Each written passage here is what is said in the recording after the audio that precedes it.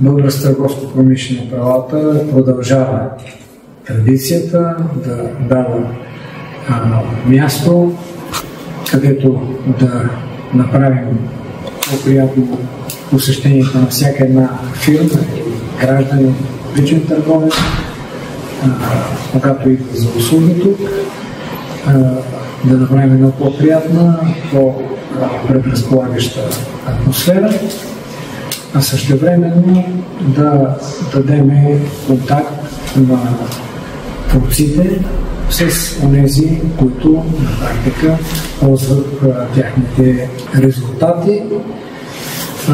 Имали сме най-различни художници, приложници, имали сме различни художници с различни техники, без в палата да претендираме за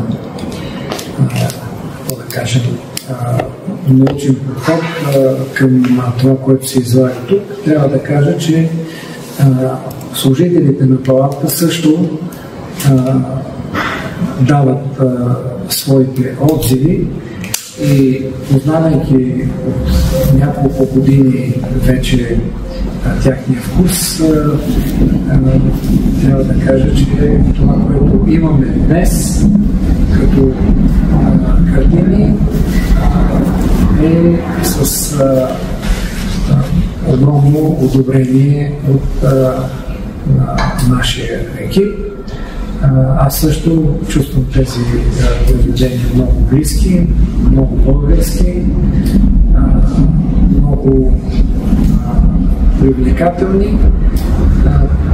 Изхождайки от това, си мисля, че това ще бъде една от успешните изложби в Българската търговско-промишлена палата.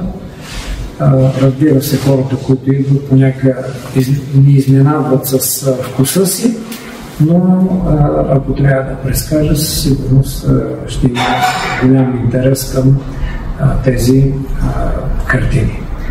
Добре, първо да чуем автора на тия картини и след това, ако има желание, някакви. Аз общо взето, което съм искал да кажа, съм го казал на слушайте. Само едно нещо искам да спомня, че едни картини, едни произведения на изкуството се осмислят само когато са в контакт с хората. Иначе няма смисъл от тях. Ако не достигнат до хората, ако те не ги харесат, става безмислено изкуството. Не стига, че е самото занимание, няма и смисъл в него, ако не бъде експонирано с публиката. И не знам вече коя поредна изложба бе тази. Вече не изпитвам такива огромни радости от представени изложбите.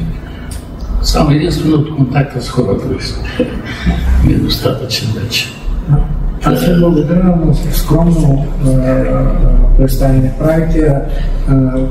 Вероятно интерес за публиката ще има за техниката да ви кажете малко повече, защото тя не е много често срещана. Аз не споделих с вас, че тя е предварителният разговор. Тайна. Аз понеже начално, като аз нямаш как да си призная.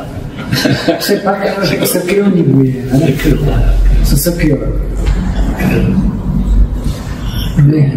Един каза, че много хубави рамки, което също е оценка за труда на автора. Значи това е уважение на автора към собственото му турбина, не? Което го оценява. Автора трябва да е отговорен. Не знам кой беше го казал, че за малката частица дадена, която Бог е дал, сме отговорни не само пред него, не само пред другите, а пред себе си. Трябва да сме отговорни да стоим. Благодаря ви, на добър час ви желая. Успех! Надявам се много.